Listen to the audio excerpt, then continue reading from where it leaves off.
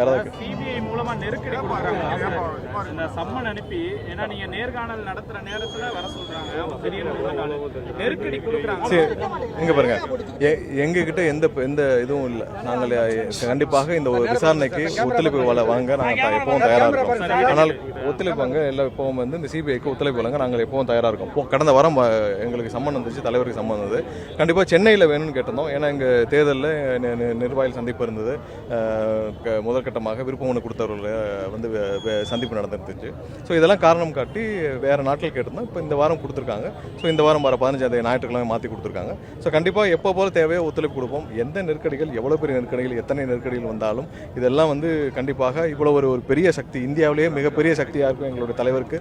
கண்டிப்பாக அனைத்து தரப்பிலும் நெருக்கடி வரதான் செய்யும். அதெல்லாம் கையாண்டு கண்டிப்பாக மக்களிடம் தேர்தலை சிறப்பாக கொண்டு சேர்ப்போம். விஜய் உட்பட யார் வந்தாலும் தலைக்கு மேல தூக்கி வச்சு கொண்டாடுவோம், அவர் தாராளமா வரலாம் அப்படின்னு முன்னாள் அமைச்சர் ஏற்கனவே அதிமுக இல்ல அது சம்பந்தமாக நிறைய டைம் நாங்களும் கிளாரிஃபை பண்ணிட்டோம். நேற்று அவங்க தரப்புல இருந்து கிளாரிஃபை பண்ணிட்டாங்க. இது எங்க இருந்து இந்த மாதிரியான ஒரு டாக் உருவாக்க போறதுன்னு தெரியல.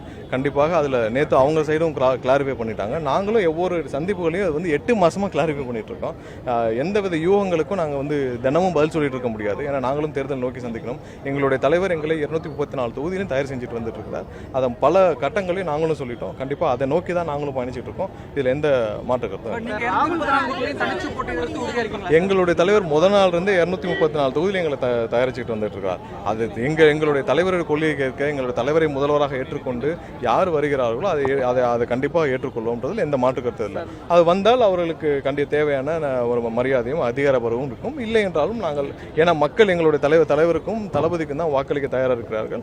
கண்டிப்பாக இன்னைக்கு ஒரு 40% மேல மக்கள் தயாராக இருக்காங்கன்னா எங்கள் தலைவருக்கும் தளபதிக்கும் தான் தவிர்த்து வேற யாருக்கும் கிடையாது. சார், ராகுல் காந்திக்கு உடன்பாடு இல்லாம தான் காங்கிரஸ் திமுக கூட்டணி இல்ல, அந்த காங்கிரஸ் திமுக கூட்டணி பிரச்சனையை நாங்க யாரும் பேசவே இல்லை. அது அவங்க பேசினது. இங்க இருக்கிற தளபதி பேசினது, அதுக்கப்புறம் ராஜகண்ணப்பன் பேசினது, அதனால் மற்றவர்கள் பேசினது. அதாவது காங்கிரஸில் இருக்கிற தலைவர்களை அவதூறாக பேசியது இங்க இருக்க திமுக அமைச்சர்களும் திமுக இருக்க மாவட்ட செயலாளர் தான். நாங்கள் இது சம்பந்தம் எதுவுமே பேசல. நாங்கள் எந்தவித அதிகாரப்பூர்வமான எந்த பேச்சுவார்த்தையும் நடத்தவில்லை. அந்த மாதிரி எந்த விஷயமும் நடக்கவில்லை. அது அவர்களுக்குள்ள இருக்கிற பிரச்சனையில் திரும்பவும் இது மாதிரியான, நான் சொன்னேன், இந்த மாதிரியான ரூமர்ஸ் வந்ததில் நாங்கள் அதுவும் பதில் சொல்லிட்டு தான் இருந்தோம். கண்டிப்பாக அந்த மாதிரி எந்த இதுவும் நடக்கவில்லை. இல்லை, அதெல்லாம் தளபதி தான் முடிவு. வேட்பாளர் யார் என்பதை தளபதி தான் கண்டிப்பாக முடிவு செய்வார். தளபதி எங்க முடிவு செய்தாலும் எங்க அனைவரும் அதை கட்டுப்பட்டு நிற்பது தயாராக இருக்கும். அதுல எந்த நெருக்கடி கொடுக்குதா இல்லைங்க சார்? ஏன்னா பரவலா அதை பேசிட்டே இருக்காங்க. இல்ல, ஒரு விஷயம் என்னன்னா, சரி, உங்களுக்கு பத்திரிகையாளர்கள் எல்லாருக்கும் நல்லா தெரியும். ஏன்னா யாரு எங்க இருந்து என்ன நெருக்கடி கொடுப்பாங்கன்னு தெரியும், என்ன மாதிரி இருக்குன்னு தெரியும், சினிமாவுக்கு என்ன மாதிரியான நெருக்கடி கொடுத்தார்கள் எல்லாமே தெரியும். நீங்க அதை வந்து நம்ம இதெல்லாம் தாண்டி கண்டிப்பாக இதெல்லாம் எதிர்பார்த்து தான் எங்களுடைய தலைவர் களத்தில் இருக்கிறார்.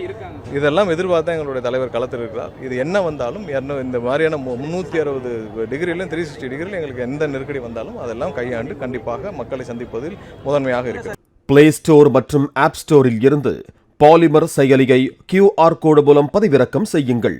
செய்திகளை உடனுக்குடன் பெறுங்கள்.